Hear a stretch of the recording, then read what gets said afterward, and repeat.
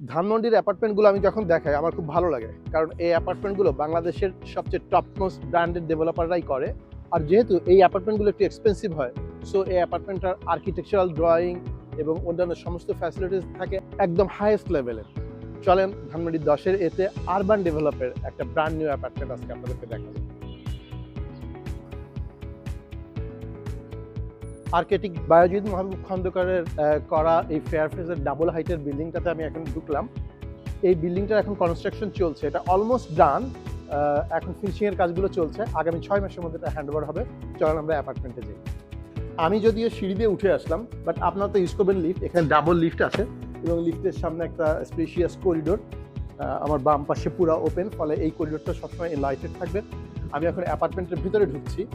অ্যাপার্টমেন্টের ভিতরে ঢুকেই আমার ডান পাশে অর্থাৎ পশ্চিম দিকে এখানে একটা লিভিং স্পেস, এবং লিভিং রুমটার ওপেনিংটা অনেক বড়। আর যেহেতু পাশের ফ্ল্যাটটা এখান থেকে একটা ফ্লোর নিচে, সো এই পাশটা কিন্তু আপনি লিভিং রুমের এই পশ্চিম পাশটা সারা জীবন ওপেন পাবেন, ফলে এই রুমে আলোর কখনো অভাব হবে না। আমি এখন এই অ্যাপার্টমেন্টের সবচেয়ে স্পেশাল পার্টটা দেখাবো। আমি লিভিং রুম থেকে এখন ডাইনিংয়ে এন্ট্রি নিলাম। এই যে ডাইনিং স্পেসটা অনেক বড়, সাথে ফ্যামিলি লিভিং আছে। দক্ষিণ পাশটা পুরোটাই খোলা একদম। এইটা যেমন একটা বড় ওপেনিং, প্লাস এই পাশে আর একটা বড় ওপেনিং। তার চেয়েও একটা ইন্টারেস্টিং পার্ট হচ্ছে একটা ডাউন স্ল্যাব আছে, এরকম দুটো ডাউন স্ল্যাব, এখানে একটা এবং এখানে একটা। সো ফ্যামিলি লিভিং এর পাশে আপনি একটা ডাউন স্ল্যাব পাবেন, ডাইনিং স্পেসের পাশে একটা ডাউন স্ল্যাব পাবেন। এই ডাউন স্ল্যাবটা আপনি কি কাজ করবেন? এই ডাউন স্ল্যাবে আপনি কিছু প্লান্টেশন করতে পারবেন, ফলে আপনি যখন আপনার ফ্যামিলি নিয়ে বা আপনার প্রিয়জনকে নিয়ে এখানে বসবেন, এক কাপ চা খাবেন, আর আপনার পাশেই আপনার ঘরের মধ্যেই গাছ থেকে গোলাপ ফুলের ঘ্রাণ আসবে, তখন আপনি এটাকে অ্যাকচুয়ালি একটা অ্যাপার্টমেন্টের ফিল পাবেন না, এটা আপনার কাছে লাগবে আপনি একটা রিসোর্টে আছেন। চলেন এবার বেডরুমগুলো দেখি। এই ফ্যামিলি লিভিং এর সঙ্গেই এই পাশে একটা বেডরুম আছে।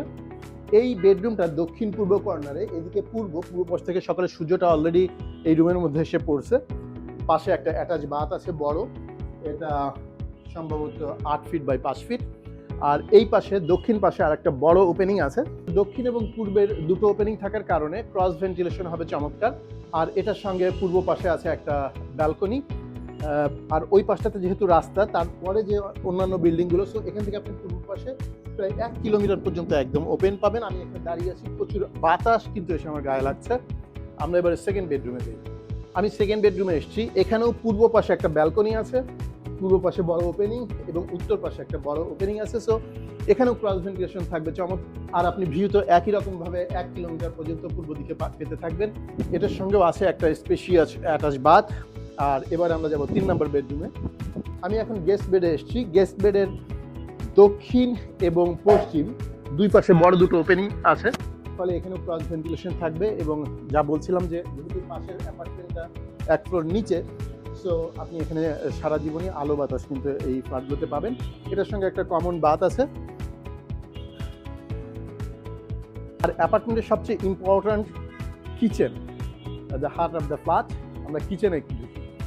আমি কিচেনে এসেছি। কিচেনটা আমার কাছে কম্পারেটিভলি একটু স্পেস কম মনে হচ্ছে। এই ফ্ল্যাটের কিচেনটা একটু বড় হলে ভালো হতো, বাট আপনি চাইলে এই কিচেনটাকে কিন্তু বড় করতে পারবেন, কেননা এই কিচেনের সঙ্গে এই পাশে আছে একটা ব্যালকনি, ব্যালকনির সঙ্গে আছে একটা সার্ভেন্ট রুম এবং একটা সার্ভেন্ট টয়লেট।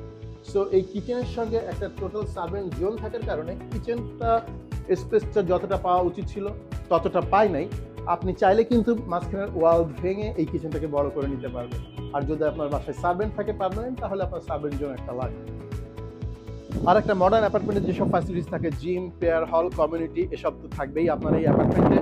সো আপনার যদি বাজেট 4 থেকে 4.5 কোটি টাকার মধ্যে হয়, তাহলে এই ফ্ল্যাটটা হতে পারে আপনার জন্য ধানমন্ডিতে পারফেক্ট চয়েস।